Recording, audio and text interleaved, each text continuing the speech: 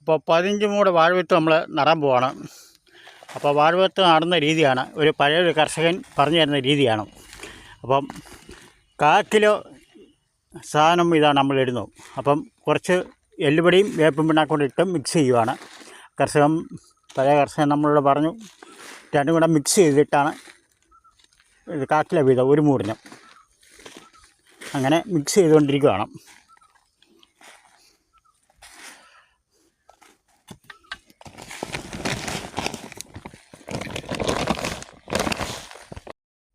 അങ്ങനെ വാഴവിത്ത് വെക്കാൻ പോവാണ്. 2 ആഴ്ചയാണ് കുഴി എടുത്തേക്കുന്നത്.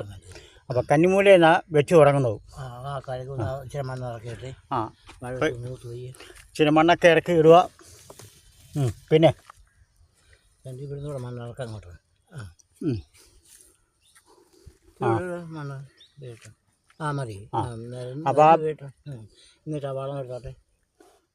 അപ്പോൾ കുറച്ച് മണ്ണിട്ട് നികത്തി വേണം. ഇനിയും ചവിട്ടണമെന്ന് പറഞ്ഞു.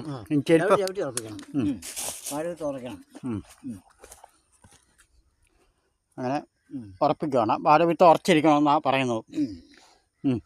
ഉറപ്പിച്ചു. പിന്നെ ഒരു 1/4 കിലോ വളമാണ് നമ്മൾ ഇടുന്നത്. ഇതിന് വട്ടത്തിലിടുകയാണ്. അപ്പോൾ എല്ലുപൊടിയും വേപ്പും പിണ്ണാക്കുമാണ് ഇത്. മതി. പിന്നെ അപ്പോൾ ഇനിയും കൂന്താലി എടുത്തിട്ട് ഈ മണ്ണ് നമ്മൾ 4 സൈഡിൽ അടുപ്പിച്ച് വെച്ചിട്ട് പിന്നെ ഒരു ചവിട്ടും. പിന്നെ അതിൻ്റെ മണ്ടയിൽ ചൂട് അടിക്കാതിരിക്കാൻ വേണ്ടി ചെറിയ ചപ്പോട് വെക്കും. ഇത്രയേ ഉള്ളൂ പരിപാടി. അങ്ങനെ നമ്മൾ ഈ വാഴ നടുമ്പോൾ 4 സൈഡിൽ നിന്നും കൂന്താലിക്ക് മണ്ണ് വെട്ടിയിടക്കി വാഴവിത്തിൻ്റെ മണ്ടയിലോട്ട് ഇടണം. എന്നിട്ട് അവസാനം ഇതുവരെ പൊങ്ങി നിന്നിട്ട് മേളിൽ ഇത് ചവിട്ടി ഉറപ്പിക്കണം. ഇതുപോലെ ചവിട്ടി ഉറപ്പിച്ചിട്ട് ചൂട് സമയമാണെങ്കിൽ എൻ്റെ മണ്ടയിൽ ഇച്ചിരി ചപ്പ് കവറുകൾ ഇട്ട് കൊടുക്കണം. എന്നിട്ട് ഇതുപോലെ നല്ലോണം ചവിട്ടി ഉറപ്പിച്ചാലും കുഴപ്പമില്ല.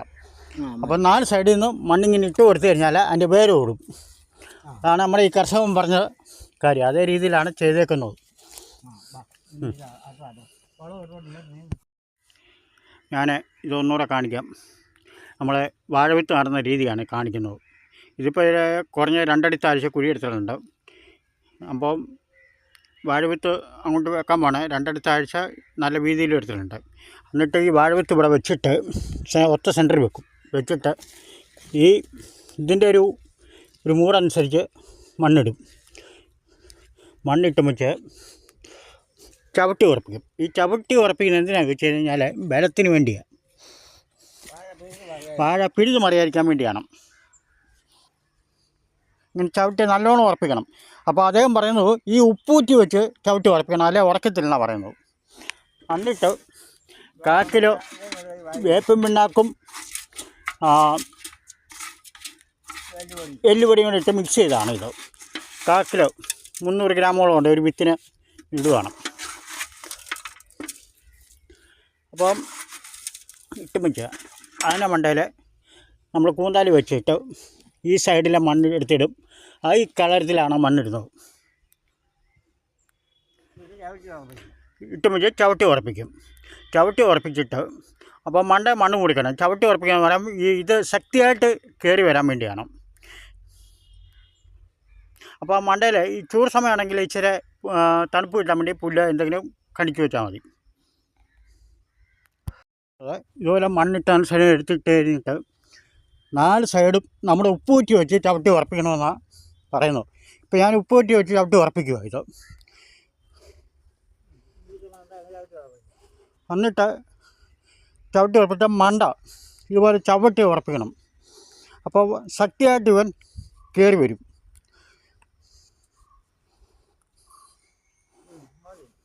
ഇതാണ് ഈ ഏത്ത വാഴവിത്ത് നടുന്ന ഒരു രീതിയാണ്. ഇതിപ്പോൾ ഒരു പഴയൊരു കർഷകനാണ് പറഞ്ഞു തരുന്ന രീതിയാണ് ഇത്.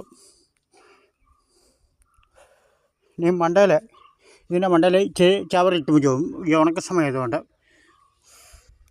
ഇത്രയേ ഉള്ളൂ പരിപാടി. ഇതുപോലെ ചെയ്തു കഴിഞ്ഞാൽ വാഴ ശക്തിയായിട്ട് കിളിച്ച് കയറി വരാനും ഏറ്റവും നല്ലതാണ്. അപ്പോൾ ആദ്യം എന്തൊക്കെ ചെയ്യേണ്ടതെന്ന് ചോദിച്ചു കഴിഞ്ഞാൽ താഴ്ച കുഴിയെടുക്കുക. എന്നിട്ട് വാഴവിത്ത് നടുക. അതിൻ്റെ മണഭാഗം വരെ മണ്ണിടുക. പിന്നെ ഇച്ചിരി വേപ്പൻ പിണ്ണാക്കും കടലപ്പിണ്ണാക്കും കൂടെ ഇട്ട് മിക്സ് ചെയ്ത് കാക്കില വീതം ഇടുക. പിന്നെ ഇതുപോലെ 4 സൈഡിൽ മണ്ണിടുക. അത് കഴിഞ്ഞിട്ട് ഉറപ്പിക്ക് ചവിട്ട്. അത് കഴിഞ്ഞിട്ട് മണ്ടയിൽ ഇതുപോലെ മണ്ണ് 4 സൈഡിൽ നിന്ന് ഇളക്കിയിടുക. എന്നിട്ട് മണ്ടയിൽ ചവിട്ടി ഉറപ്പിക്കുക. ഇത്രയേ ഉള്ളൂ പരിപാടി. ഇങ്ങനെ നമുക്ക് നടാം. അപ്പോൾ ശക്തിയായിട്ട് കയറി വരികയും ചെയ്യും. ഇത്രയേ ഉള്ളൂ പരിപാടി. ഏത്തവാഴ വിത്ത് ഇപ്പം നടന്ന രീതിയാണ് ഇത്.